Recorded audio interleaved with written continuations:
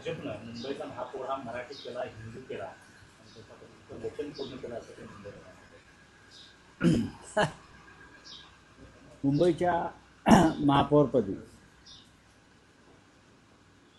भारतीय जनता पक्षाच्या नगरसेविका रितू तावडे यांची भाजपने निवड केलेली आहे आणि त्याबद्दल मी रितू तावडे यांचं अभिनंदन करतो. भारतीय जनता पक्षाला या निमित्ताने कळलं की मुंबईतला मराठी माणूस हा सुद्धा हिंदू आहे आणि या मराठी माणसानंच देशाच्या स्वातंत्र्याचं आणि हिंदुत्वाचं रक्षण केलेलं. शिवसेनेनं जो निवडणुकीमध्ये प्रचाराची दिशा ठरवली, मराठी माणूस, मराठी अस्मिता आणि मराठी जनतेनं आम्हाला जे भरभरून मतदान केलं शिवसेनेला, महाराष्ट्र नवनिर्माण सेनेला एकत्रित, त्या दबावापोटीच भारतीय जनता पक्षाला मराठी महापौर करावा लागला. ऋतू तावडे या मूळच्या काँग्रेसवाल्याच आहेत. भारतीय जनता पक्षाकडे स्वतःचं ओरिजिनल असं काही नाही. काल राष्ट्रीय स्वयंसेवक संघाचा कार्यक्रम झाला, मी पाहत होतो. मलाही आमंत्रण होतं, पण मला दुसऱ्या कार्यक्रमाला जायचं असल्यामुळे मी तिथे गेलो नाही, तर मीही गेलो असतो. सलमान खान होते व्यासपीठावर असं मला कळलं.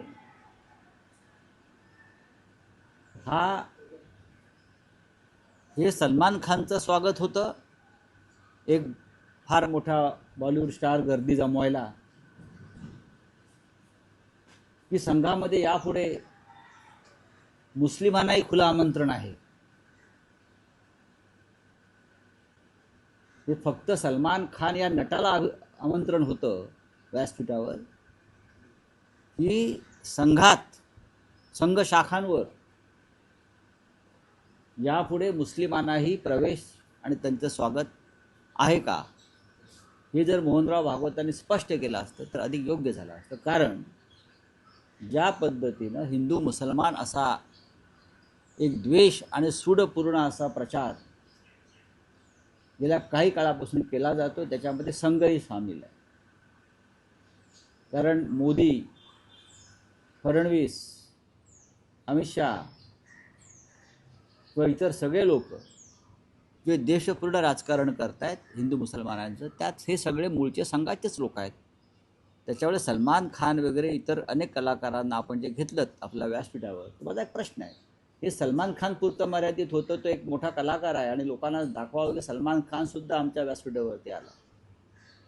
सध्या सत्ता आहे, उद्या जेव्हा सत्ता जाईल तेव्हा हे सगळे लोक परत आपल्या व्यासपीठावर येतील का?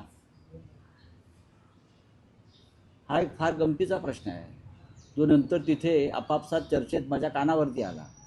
क्या करेंगे भाई, जाना पडता. हां, पण ठीक आहे, सलमान खानला बोलवलं याबद्दल स्वागत. पण या देशामध्ये मोठ्या प्रमाणामध्ये राष्ट्रभक्त, राष्ट्रवादी मुसलमान आहेत, त्यांचे स्वागत करा. मुंबई महानगरपालिकेची निवडणुकीच्या वेळी संजय गाडी यांनी उमेदवारी अर्ज भरला. हां, काय काल मुंबईच्या महापौर निवड झालेली आहे, त्यांनी सांगितलेले की मुंबई आता आम्ही बांगलादेश मुक्त करू. असं कोण म्हणत आहे? महापौर महापौरांनी दिल्लीत यायला पाहिजे. बांगलादेशी मुक्त करण्याचं ते जे काय त्यांचं धोरण आहे ते त्यांच्या हातात नसून ते देवेंद्र फडणवीस यांच्या हातामध्ये. महापौरांना प्रशासकीय अधिकार नसतात, लक्षात घ्या. महापौरांनी मुंबई शहराच्या विकासावर बोलायला पाहिजे. ते पुन्हा हिंदू मुसलमान करणार असतील तर काल व्यासपीठावर सलमान खानला बोलून काही उपयोग झाला नाही असं मी म्हणेन. अर्थात घुसखोर बांगलादेशांना मुंबई का देशातून हाकलायला पाहिजे, ही आमची भूमिका आहे. पण त्याचं राजकारण जे तुम्ही करताय ते चुकीचं आहे. मी जे म्हणालो की नरेंद्र मोदी आणि निर्मला सीतारामन त्यांनी भेटलं पाहिजे आणि बांगलादेशविषयी नक्की त्यांची भूमिका काय हे त्यांनी समजून घेतलं पाहिजे. बांगलादेशमध्ये गेल्या 1 वर्षापासून ज्या हिंसक दंगली सुरू आहेत त्याच्यामध्ये आतापर्यंत आमची 450 मंदिरं पाडली, हजारो हिंदू जनतेच्या घरांना आगी लावल्या आणि जवळजवळ 230 ते 240 हिंदूंची हत्या झाली. त्यांना जाळून मारलं, त्यांच्या हत्या झाल्या, त्यांना गोळ्या घातल्या. यावर तुमचे देशाचे प्रधानमंत्री, गृहमंत्री, संरक्षण मंत्री अक्षर काढत नाही हिंदूंच्या संरक्षणासाठी. उलट आता माझा अंडरलाईन करून घ्या, भारताच्या देशाच्या अर्थसंकल्पामध्ये ऐकून घ्या, हे बांगलादेशी घालवायला निघाले आहेत ना महापौर, देशाच्या अर्थसंकल्पाचा जर तुम्ही नीट अभ्यास केला तर त्याच्यामध्ये तुम्हाला दिसेल की भारत सरकारनं हिंदूंना मारणाऱ्या बांगलादेशला काही कोटी रुपये मदत केली. मी आकडा सांगेन तुम्हाला. पण बांगलादेशला मदत केली आहे की नाही, का हे का कॉन्ट्रॅक्ट केलं का, हिंदूंना मारण्यासाठी पैसे दिले? देशाच्या अर्थसंकल्पात हिंदूंच्या कत्ली करणाऱ्या, हिंदूंची मंदिरं पाडणाऱ्या, हिंदूंच्या घरावरती आगी लावणाऱ्या देशाला नरेंद्र मोदी आणि निर्मला सीतारामन काही कोटी रुपये मदत म्हणून देतात आणि याचा वापर हिंदूंच्या हत्येसाठी होतोय. मुंबईच्या महापौरांना जाऊन सांगा की मी जे म्हणतोय खोटं आहे म्हणून सांगा. हिंदूंच्या कत्ली करण्यासाठी कोट्यावधी रुपये कालच्या अर्थसंकल्पामध्ये नरेंद्र मोदींनी दिलेले आहेत. हे जे तुमच्या महापौरांना माहीत नसेल ना, तर उगाच हिंदू मुसलमान करू नका. जिल्हा परिषद पंचायत समितीच्या निवडणुका झाल्या आणि एक प्रकार समोर आला की मोहोळमध्ये एका धाब्यावर ईव्हीएम मशीन मिळाली. कुठे मिळाल्या? सोलापूरला मिळाल्या. पैठणला आमदार लहान मुलांना घेऊन गेले शाई लावायला. अजून कुठे काय झालंय, कुठे काय झालंय. मशीन तर बंद पडल्याच. ही कसली निवडणूक? हा पोरखेळ आहे, हा पोरखेळ आहे. शिवसेनेचे उपमहापौर म्हणून ज्यांनी अर्ज भरला संजय गाडी यांनी एक महत्वाचं विधान केलं. मला माहिती, त्यांनी मला माहिती असं उद्धव ठाकरे यांची विधान परिषदेची मुदत जी आहे ती संपत आलेली आहे. ते पुन्हा विधान परिषदेवर येणार का, अशा प्रकारची चर्चा सुरू झालेली आहे आणि त्यासाठी काँग्रेसची मदत घ्यावी लागेल, इतर पक्षांची मदत घ्यावी लागेल. काय मग एकमेकांना मदत महाविकास आघाडीत करावीच लागेल. एकमेकांना मदत करावीच लागेल. महाविकास आघाडीमध्ये काँग्रेस, राष्ट्रवादी काँग्रेस, शरद पवार आणि आमची शिवसेना आहे बाळासाहेब ठाकरेंची. त्याच्यामुळे यापुढे विधान परिषदांच्या निवडणुकांमध्ये किंवा इतर राज्यसभांच्या निवडणुकांमध्ये एकमेकांना मदत करावी लागेल, तरच राज्यसभा आणि विधान परिषदेमध्ये आमचे लोक निवडून येतील सगळ्यांचे. उद्धव साहेब पुन्हा आम्ही माननीय उद्धव साहेबांना ही विनंती केलेली आहे, आम्ही सगळ्यांनी, की आपण राज्याचे मुख्यमंत्री म्हणून काम केलेलं आहे आणि त्या विधिमंडळामध्ये आपण पुन्हा जाणं हे राज्यासाठी आणि जनतेसाठी आवश्यक आहे. हे आम्ही त्यांना विनंती केली आहे. त्यांनी जावं अशी आमची सगळ्यांची इच्छा आहे. सर, भारत के अर्थसंकल्प में तत्व है बांग्लादेश को करोड़ों रुपए देने का वादा किया गया है, कैसे देखते क्या कह रहे हैं? नहीं, ये अभी मैंने आपको बताया है, ये आपका सवाल नहीं है, मैंने अभी बताया आपको. ये मैंने बताया है कि मुंबई के महापौर ने, जो नवनिर्वाचित महापौर होने वाले, उसने कहा कि हम मुंबई से बांग्लादेशी को हटाएंगे. हटाइए, पूरे देश भर से हटाइए. ये आपका मूवमेंट बहुत सालों से चल रहा है. अब तक कितने हटाया उतना बोलो मुझे. हाँ, चुनाव के पहले या चुनाव के बाद ये आपकी राजनीति चलती है. बांग्लादेशी हटाओ, अरे हम क्या कब बोला कि मत हटाओ? सबसे पहले तो मुंबई में बाला साहब ठाकरे ने ये शुरू किया था, हमने शुरू किया है. एक भी बांग्लादेशी जो घुसखोर है उसको हम नहीं रहने देंगे. लेकिन बांग्लादेश में 1 साल से जिस तरह से हिंदुओं की कत्ल हो रही है, कत्लेआम,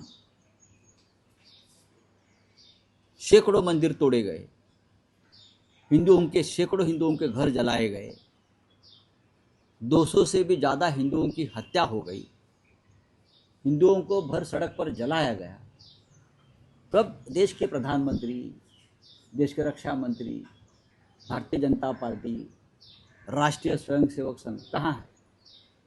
ये छोड़ दीजिए, हिंदुओं की हत्या करने वाले बांग्लादेश को भारत के अर्थ संकल्प में, भारत के बजट में करोड़ों करोड़ रुपए दिए हैं। क्यों? हिंदुओं की हत्या करने का यह इनाम है क्या? हिंदुओं की हत्या करने का इनाम भारत सरकार बांग्लादेश को दे रही, और आप लोग बांग्लादेशी हटाओ की बात करते हो। जाके पूछो मोदी जी को, मुंबई की मेयर को मैं बोलना चाहता हूँ जो होने वाली, जाके पूछो मोदी को, हम यहाँ बांग्लादेशी हटाने का मूवमेंट ले रहे हैं और आप बांग्लादेश को, जहाँ हिंदुओं की हत्या हो रही है, हिंदुओं के मंदिर जलाए जा रहे हैं, उनको आप करोड़ों रुपए की मदद कर रहे हो। ये कौन सी नीति है? ये ढोंग है सबका। सलमान खान ट्रेड डील में फिलहाल इंडिया का स्कोर 0 है और ये अमेरिका का स्कोर 18 बजट का 18 पे आ रहा है। नहीं, ठीक। तो सर इसी पे आप क्या देखते हैं सर? मैं देखता हूँ। हाँ बोले, आपका क्या है? सर आरएसएस प्रमुख क्या है? सलमान खान भी जो है देखिए, मैंने कल देखा और मुझे आनंद हुआ कि मुंबई में राष्ट्रीय स्वयंसेवक संघ का एक कार्यक्रम हुआ। संघ को 100 साल हो गए और मोहन राव भागवत जी का कल एक वहाँ लेक्चर था। उसमें पूरे बॉलीवुड स्टार्स, सलमान खान से लेकर, तो सलमान खान को देखकर मुझे आनंद भी हुआ और आश्चर्य हुआ। मैंने पढ़ा कि सलमान खान को मंच पर बिठाया था। आप क्या दिखाना चाहते हो? आप सलमान खान को दिखाना चाहते हो? देखो, सलमान खान हमारे मंच पर आ गए, तो देश के सभी मुसलमानों को संघ में प्रवेश या स्वीकृति आप देने जा रहे हो, तो आप जाहिर करिए। क्या सिर्फ दिखावा है?